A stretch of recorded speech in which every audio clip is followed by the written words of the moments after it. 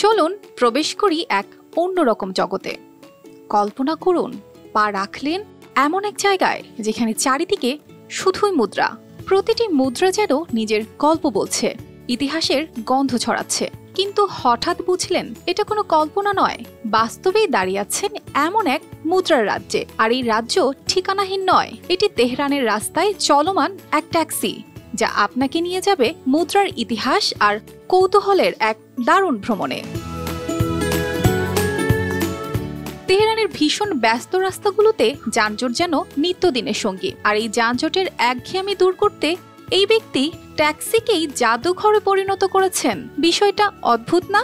ইব্রাহিম ফাঘারিয়ান ইরানের এক taxi driver ঠিক এমনই করেছেন।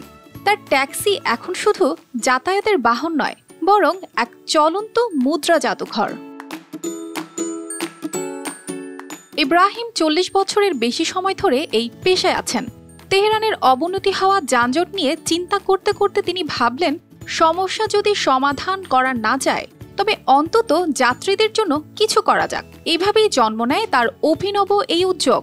তার গাড়ির ভেতরে সাজানো রয়েছে বিভিন্ন সময়ের এবং বিশ্বের বিভিন্ন দেশের নোট ও মুদ্রা।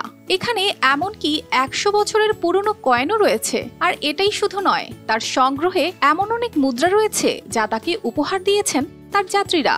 যাত্রীদের প্রতিক্রিয়া অবিশ্বাস্য। ইব্রাহিম বলেন, যাত্রীরা প্রথমবারের মতো গাড়ির ভেতরের মুদ্রাগুলো দেখলে অবাক হয়ে যায়। বিশেষ করে তরুণরা এতটাই মুগ্ধ হয় যে অনেকেই তাদের বাবা মাকে নিজেদের গাড়িকে এভাবে সাজানোর কথা বলে। এমনকি যাত্রীরা এই চলন্ত জাদুঘরকে অনেক সময় মিউজিয়ামের চেয়েও আকর্ষণীয় মনে করেন। স্থানীয় এক বাসিন্দা জানান, এটি নাকি যাত্রীদের উদ্বেগ ভুলিয়ে দেয় এবং তাদের ভ্রমণকালে শান্ত রাখতে সাহায্য করে। ইব্রাহিমের এই অভিনব উদ্যোগ স্থানীয়দের পাশাপাশি পর্যটকদের মধ্যেও দারুণ জনপ্রিয় হয়ে উঠেছে। তার কাছে শুধু যাতায়াত নয়, মানুষের জীবনকে একটু আনন্দময় করে তোলাটাই বেশি গুরুত্বপূর্ণ। আর তার এই ট্যাক্সি সেটাই প্রমাণ করছে। অর্পিতা জাহান, RTV।